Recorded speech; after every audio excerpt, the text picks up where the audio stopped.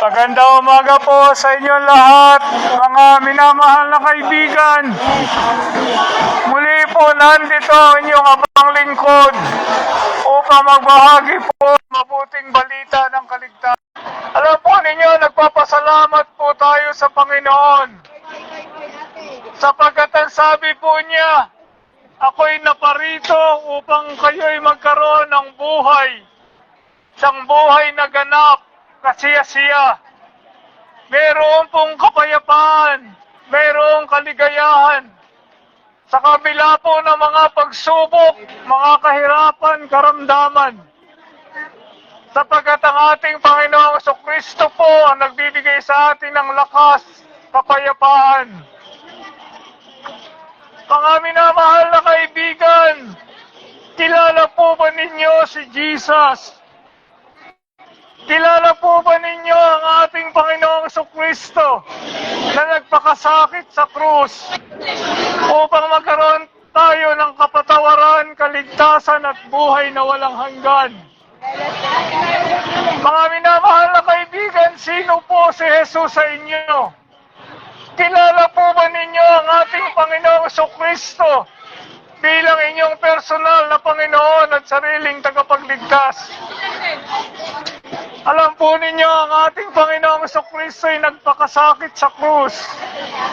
Nag-aalay ng kanyang buhay upang tayo po ay magkaroon ng kapatawaran, kaligtasan at buhay na walang hanggan. Kilala po ba ninyo ang ating Panginoong Jesucristo? Sino po si Jesus sa inyo?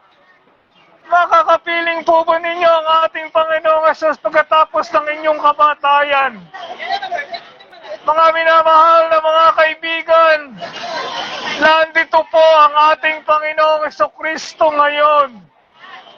Kumakato sa pintuan ng inyong puso. Ang sabi po niya, sino man magbukas ako'y papasok at hahapong kasalo niya. Mga minamahal na kaibigan, tanggapin po ninyo ang ating Panginoong Jesus bilang tagapagligtas upang maranasan po ninyo ang kapatawaran, kaligtasan, pagbabago ng buhay at paglilingkod po sa Kanya. Ang Panginoong Jesucristo po ay kumakatok sa pintuan ng inyong puso ngayon.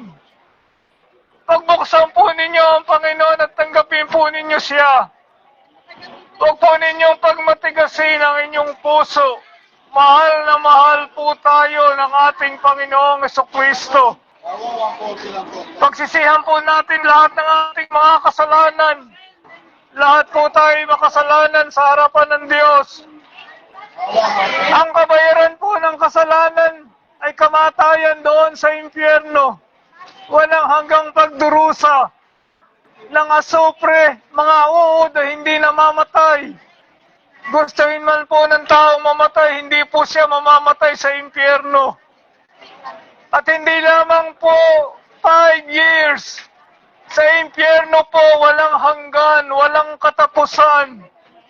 Kaya po ang Panginoong Jesucristo ay nagpakasakit sa krus upang magkaroon po tayo ng kapatawaran, kaligtasan at buhay na walang hanggan.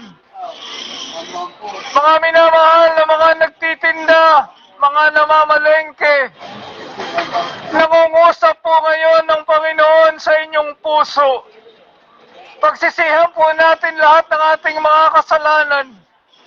Maniwala po tayo sa ating Panginoong Jesucristo at ayayahan po natin Siya sa ating puso at buhay.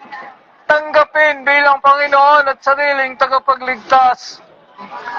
Mga minamahal na kaibigan, mananalangin po ako ng panalangin ng pagtanggap.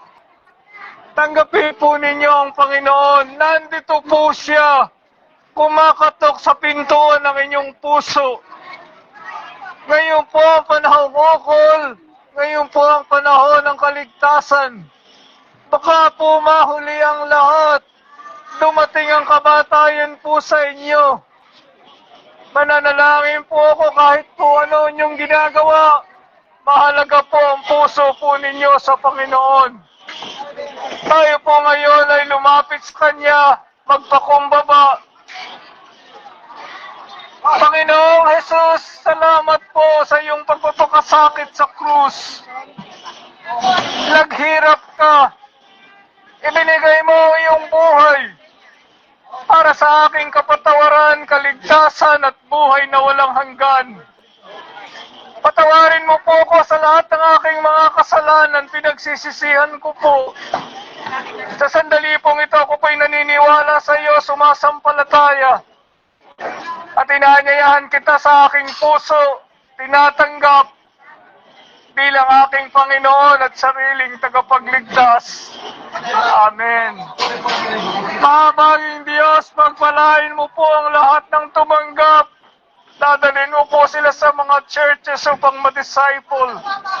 Yung mga hindi pa sa kapanahunan, ang kapangyarihan ng Ebanghelyo ay maranasan po nila sa kanilang buhay, kapatawaran, kaligtasan, pagbabago ng buhay, paglilingkod po sa iyo.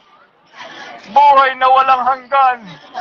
Pagpalain mo po yung mga nagtitinda, yung mga namamalengke, yung mga may kabigatan, mayroong mga karamdaman, tutulungan mo po ang bawat isa. Magpadala ka po, Diyos, ng revival dito po sa Plaridel. Aabot sa buong Bulacan, Luzon, Visayas, and Mindanao, sa buong Pilipinas. Makakarating po sa North America, sa Canada, sa USA, at sa buong mundo. Sapagkat ang lahat po ng ito ay aking samot na langin sa tanging pangalan po lamang ng aking pinakamamahal. Ipinapahayag sa mga tao, hindi lamang po sa Pilipinas, kundi doon po sa North America, sa Canada, sa USA, at kinloloobin sa buong mundo ang aming pong Panginoong Jesucristo. Amen. Salamat po, mahal ko po kayong lahat. Tandaan po ninyo, huwag po kayong pupunta sa impyerno, mga minamahal na kaibigan. Bayad na po ang ating kasalanan sa krus ng Kalbaryo. Wala na po tayong utang. Inuulit ko po, wala na po tayong utang. Ang kaligtasan po ay bayad na. Libre po ito. Walang bayad. Pinagdusahan po ng ating Panginoon Jesucristo sa krus ng Kalbaryo. Salamat po, mahal ko po kayong lahat. Pagpalain kayo ng Panginoon. Ay niyo pong pamilya, hanap buhay, mga namamalengke, trabaho. Mahal na mahal po tayo ng ating Panginoong Jesucristo. Nagpakasakit po siya sa krus upang magkaroon tayo ng kapatawaran, kaligtasan at buhay na walang hanggan. Tanggapin po ninyo siya. Papasokin sa inyong puso. Mahal na mahal po niya tayo. Gayon na lamang ang pag-ibig po ng ating Panginoong Jesucristo sa bawat isa po sa atin. Salamat po. Mahal ko po kayong lahat. Pagpalain po kayo ng Panginoon.